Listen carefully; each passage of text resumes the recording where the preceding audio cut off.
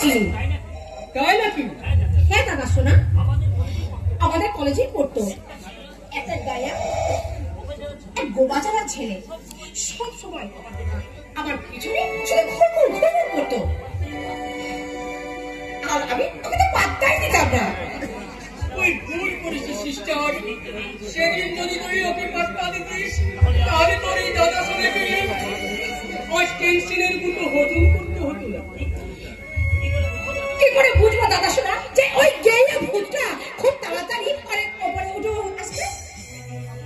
একই বলে আর চক্কর সিস্টার, এই চক্করে তাকে ওঠায় আর নামায় কেউ বলতে পারে না। তা না হলে এক সময়ে এই ছুরিখানা চালানো ওই ভুজঙ্গনা এমএলএ গদি পর্যন্ত পৌঁছতে পারবে না। দাদা শোনা, এমন এই বিচ্ছিরি অতীতটাকে তুমি বার সামনে নিয়ে আসছো বলো তো? ওটা এবার তুমি ভুলে যাও। অতীতকে কখনো ভুলতে নেই মন। যারা অতীতকে ভুলে যায় তারা বর্তমান থেকে ধীরে ধীরে পতন ঘটে। তাই বলছি অতীতকে ভুলবি না। ঠিক বলেছো দাদা শোনা, তুমি ঠিকই বলেছো।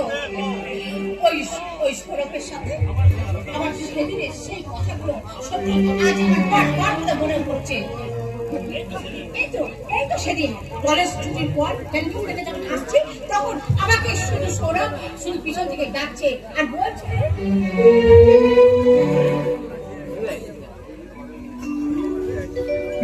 প্লিজ দাদা একটু দাঁড়াও, আমার একটা কথা।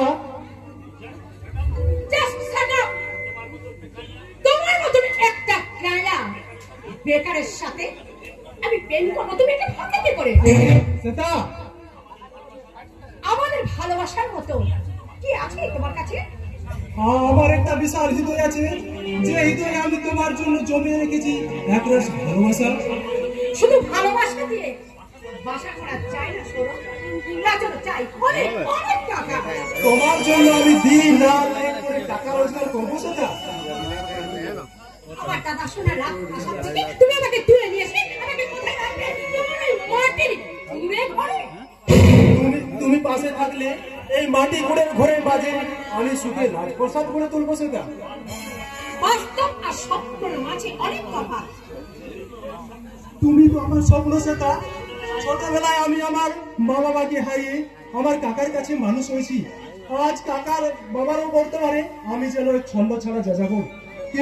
কিন্তু তোমায় দেখে কেন জানি না আমার এই যাযাবরী মনটা একটা ঘর বাঁধার স্বপ্ন দেখা শুরু করলো। আচ্ছা সেটা আমার সেই স্বপ্ন সত্যি করতে পারো না? শুয়ে লাখ টাকার স্বপ্ন দেখা সাজে না তোমার।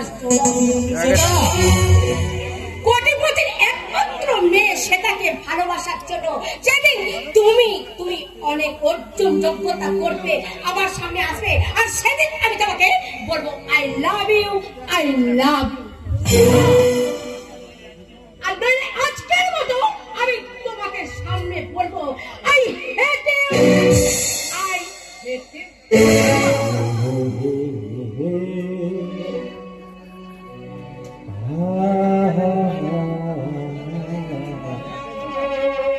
ভুল করেছিস সিস্টার, সেদিন তুই মহা ভুল করেছিস। সেদিন যদি স্বরূপীকে ফাঁদি ফেলতে চাইতিস না, সেই স্বরূপ আজ আমাকে ফাঁদি ফেলতে চাইতো না। আচ্ছা তুমি এত কেন চিন্তা করছো বলো তো দাদা শোনা? সেদিন আমি সৌরভকে এখানে দেখা দিলেও আজ আমি কিন্তু ঠিক সৌরভকে আমার হাতে ফেলবো। জানি রে বোন জানি, তোর জন্য স্বরূপের মন একটা গোপন দুর্বলতা চাপা পড়ে আছে। তোকে দেখলে সেই আমার পুরনো পেটটা মাথা চাড়া দিয়ে উঠবে, আর সেই সুযোগে তুই ওই দুর্বল জায়গাটাই আঘাত করে ফাইল করে নিজের তুই বশ করে নিবি। আর তখন আমি ওকে যা বলবো ও তখন ঠিক আমার কথা শুনবে। আর যদি না শোনে আমি ভুজঙ্গ মারি আমি বক্র কেউটের মতো চবল মারি না, আমি অজগরের মতো অস্ত্র বিলে খাই।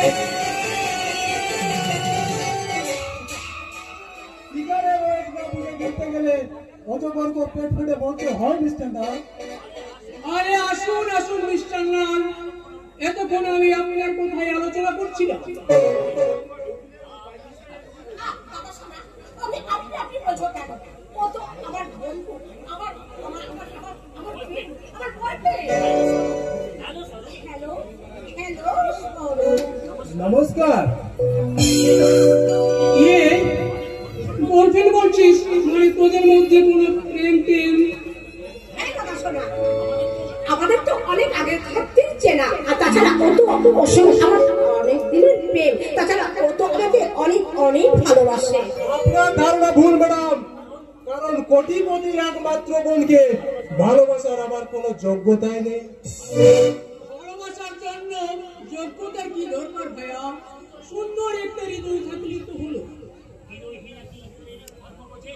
হৃদয় হৃদয় হৃদয় কি হৃদয়ের মর্ম বোঝে স্যার? ভাই না ভাই, বাজে কথা বাদ দিয়ে আবার কাজের কথায় আসি। শুনুন মিস্টার নাগ, নোট বাতিলের সময় আপনার অ্যাকাউন্ট গুলোতে বেআইনি ভাবে প্রায় 4,80,15,00,000 টাকা জমা পড়েছে। সেই টাকার আইন উৎস কি এবং কত টাকা আপনি ট্যাক্স ফাঁকি দিয়েছেন, কাইন্ডলি তার হিসাবটা দিলে আমি খুশি হব। তোমাকে খুশি করাই তো আমার একমাত্র কর্তব্য ভাইয়া। তাই তো শুধু হিসেব নয়, হিসেবের একটা মোটা অঙ্কের টাকা আমি তোমার অ্যাকাউন্টে ট্রান্সফার করে দেবো। মিস্টার নাগ, টাকা দিয়ে আপনি আমায় কিনতে পারবেন না। আপনার মতো এমএলএমপি নেতা মন্ত্রীরা সমাজ সেবার নাম করে প্রতিনিয়ত সমাজটাকে শাসন করে চলেছে। লক্ষ লক্ষ টাকা সরকারি চাকরিগুলো বিক্রি করে বেকার যুবকদের মধ্যে বসিয়েছেন। আর আপনারা তৈরি করেছেন টাকার পাহাড়।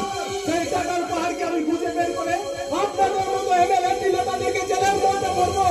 আর কারোবাজারের অফিসগুলোকে আমি চিরদিনের মতো বন্ধ করে দেবো। আর তার জন্য কোন ফাইলটা কোন টেবিলে চালান করতে হবে সে সাজেশনটাও আমি দিয়ে দেবো। বাবা শোনা, আচ্ছা বাড়িটাকে তুমি কি একটা অফিস বানিয়ে ছেড়ে দেবে? আচ্ছা এই কতদিন পরে এই সৌরভ আমাদের বাড়িতে এসেছে, কোথায় একটু ওকে আদর আপ্যায়ন করবে তা নয়, খালি শুধু সরি সিস্টার, আমি ভুলে গেছিলাম। স্বরূপ ইনকাম ট্যাক্স অফিসার হলো বিশেষ মনের অতিথি। কাজে তুই স্বরূপকে তোর বেডরুমে নিয়ে গিয়ে ভীষণ ভাবে এন্টারটেনমেন্ট করবি।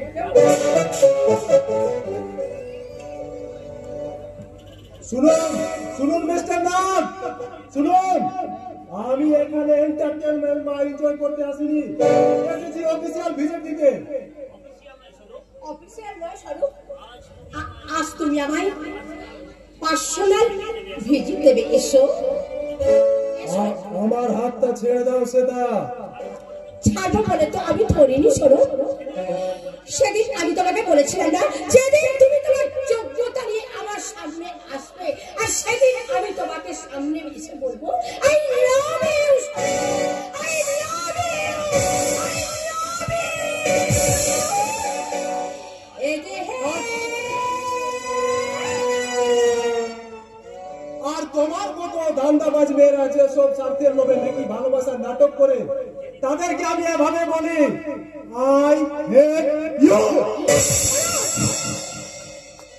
স্বরূপ এসো। এই যে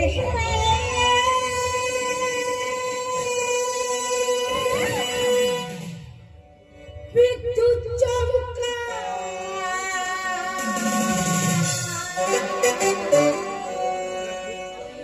চমকা চমকা চমকা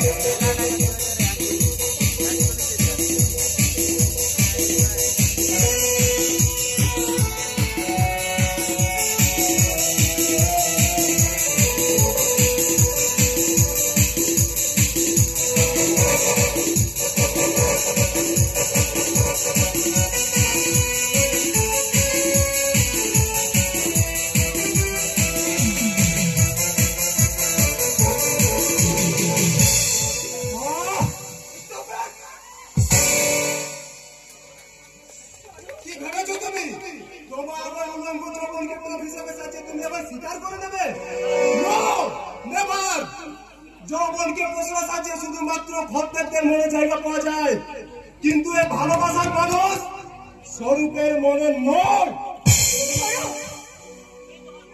তুমি তুমি তো আমার ভালোবাসা স্বরূপ। তুমি শুধু একটিবার সুযোগ দাও, আমি প্রমিস করছি তোমার আমার এই অপ্রান্ত ভালোবাসা দিয়ে আমি তোমাকে হৃদয় ভরিয়ে দেব। তোমার ভালোবাসার আজ আমার কোনো প্রয়োজন নেই সেটা, স্বরূপ, কারণ অন্য একজনের নিঃস্বার্থের ভালোবাসায় আমার শূন্য হৃদয় একেবারে ভরে গেছে। কে কে সে ভাগবতী? সাংবাদিক বিপ্লব মুখার্জির একমাত্র বোন স্বর্ণালী, এবং খুব শীঘ্রই আমি তাকে বিয়ে করব। চলি, নমস্কার।